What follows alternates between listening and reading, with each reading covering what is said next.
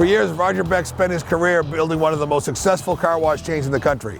Now he's on to the next one, starting again with a new brand and a new business, Magic Tunnel Express Car Wash. Adding new locations as fast as he can, Roger is leveraging the latest technology from the ground up to do it even better than he did before. Today we're in Ohio talking to him about pay stations, price points, technology, and even more. Let's go meet Roger.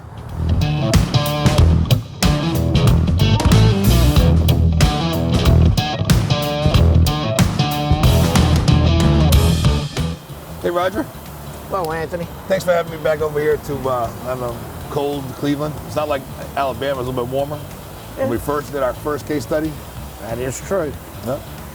So it's kind of interesting that we went from 2004 with you and your dad, the first express car wash video we ever did, which became a huge success for you guys. Big group operations, some franchise stores. How many stores in total do you think you built? Probably built close to 70. 70 stores. Right. Most of those yours, some of those franchises? Majority were company stores. And after not too long a period of time, we decided that franchise was probably not the best way for us. Yeah. And for most people that don't know you, because now it's a whole new endeavor again, but very similar, those are the Goo Goo's franchise. That is correct. And the Goo Goo's car washes.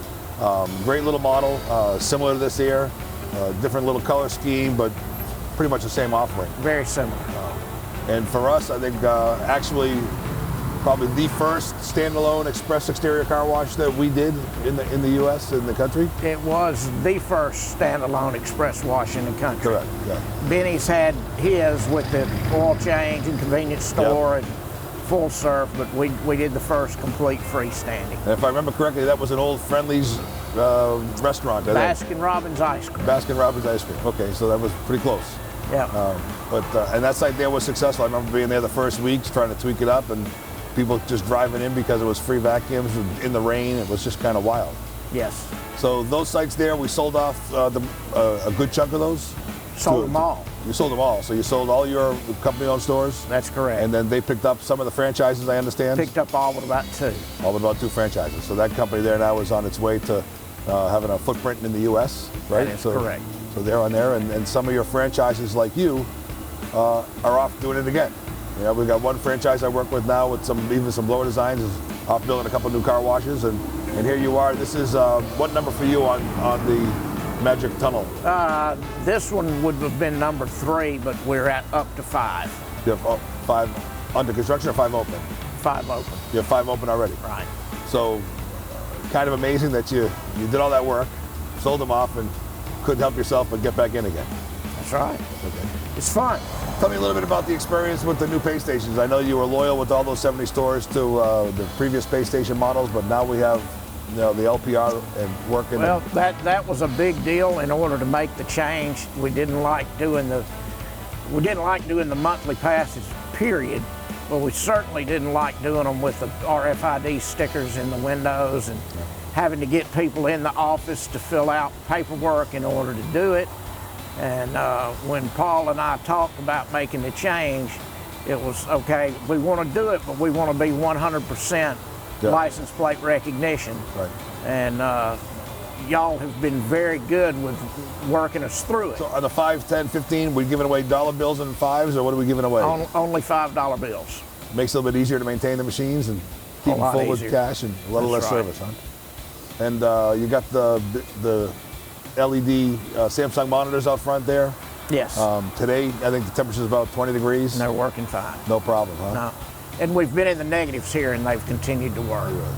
In the negatives, in the snow, in the rain, hasn't been a problem. Yeah, it's nice to have it's nice to have somebody in a cold climate, you know what I mean, to test the equipment. Right. I'll stay in Florida and do the warm climate stuff now. I'm getting old. Another big tool on these is being able to sell the monthly plans at the pay station, and that they can check a box out there and not have to fill out a lot of paperwork. Yeah, so do electronic signature. Yes.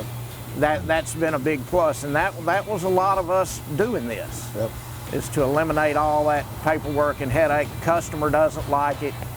If they can buy it right then, a lot of them will go ahead and do it. But absolutely.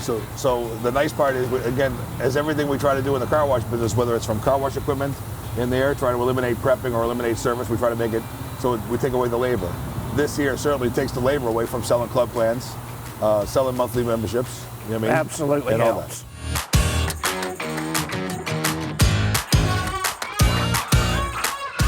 And how's the penetration on the monthly plan? Been successful so far?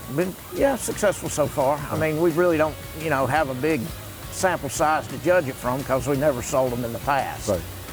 And I see the pricing is basically a 2-time. Right. Each of the washes. What's the highest selling plan? The middle one. The middle one? Right. On this one? Really? Yes. So that's pretty good. So that'd be a $29 plan? That's right. There's a lot more detail that'll come from the cameras too, because That's right. Now that is something good. We can go back and pull someone's. I've had a couple instances where a customer had an issue, and we could go back and pull their license plate, and we could narrow the time down to exactly when they came in and what the issue might have been, and that's a little bit of a bonus with the club plan. Yeah. Yeah, it helps with then reviewing the cameras on the property to see if there was an issue or something happened. Right. Yeah. And we had one customer that had an issue that he wasn't aware of, and we were able to go back and see it, and we're able to resolve the issue with him. Right. Tell me a little bit more about what are your plans? I mean, 5 stores already since you sold. It's only been a year or so. Well, we're going to do it. I have one thing about it. I have an absolutely wonderful partner, which is a lot of you people know Darren Bradham, who's my partner. If I didn't have such a great partner, this wouldn't be near as much fun. Yeah. And we're always on the same page with what we do, and we're going to do it as long as it's fun and making money.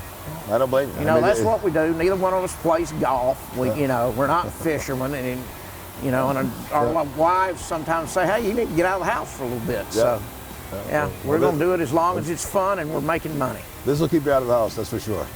A little bit about your dad was in the first video with us when you first started off. Absolutely. Is he retired now? He still comes to the office every day. Does he? Yeah, Good for him. yeah, and we still bounce a lot of ideas off of him, and he's just great to have around. Absolutely. And very, very fortunate and very blessed. My dad's 82 years old, and still go anywhere and do anything I want to do. Let's go to the car wash. All right, let's get in the car. Let's go. Yeah.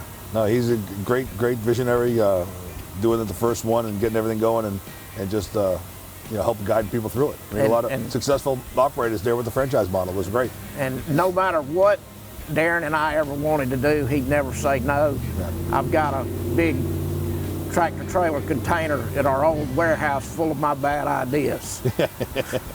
So speaking of that trailer full of bad ideas, a lot of people watch the video and they're going to think, okay, that he makes it look easy. Tell me a little bit about what's the hardest thing that you had to overcome.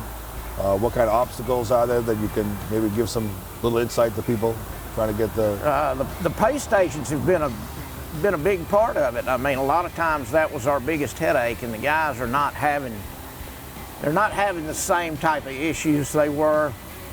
They've just been a great addition, probably the best piece of equipment I have right now. Really? Yeah, they're more robust, they're more reliable. They seem to be, the uptime is pretty solid for us as far as tech support. And just talk about staffing. How do you staff these sites today?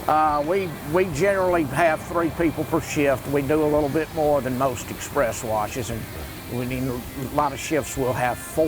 Yeah. A lot of people generally operate with 2, but we try to give you just a little bit more, give the air fresheners and try to make sure everybody out in the parking lot's greeted, and we have salespeople for the monthly passes, so we probably overstaff. Right. With the price points that we're at today, it's a long cry from where you opened up in the original Gulu site. That's right. Today it's actually 10, 15, and 20. Right. Back to 3 choices only.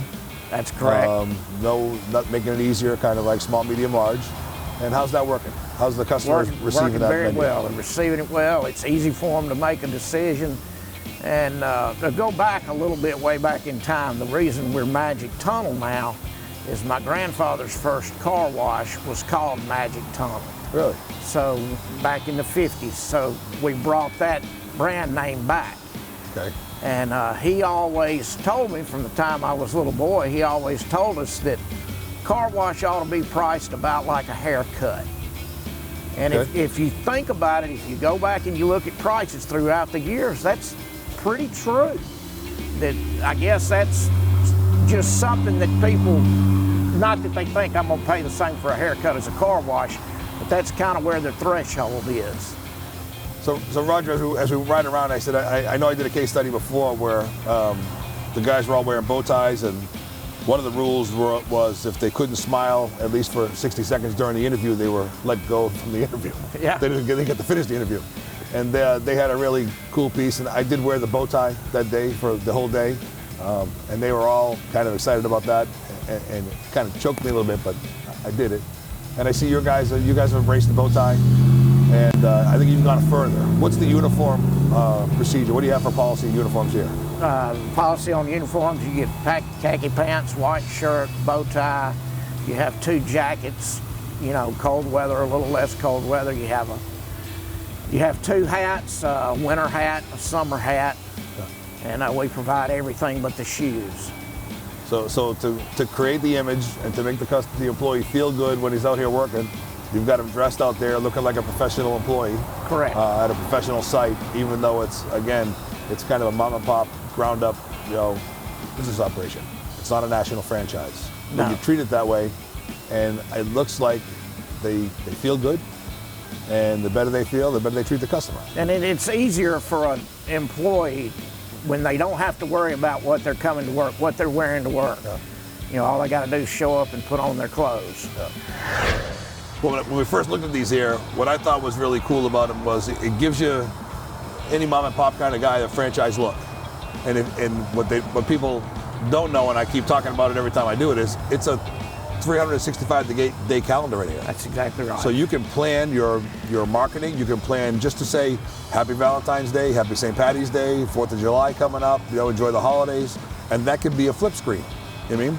And they can peel up and they can twirl around in here to make your changes. And every time it moves in a different direction or you change something, it's, you know, the customer makes another look at it. Hey, building a brand new chain of successful car washes is a lot more than just building a bunch of locations. As we've learned today, there is so much more that goes into the strategy. Technology, personnel, and a lot more.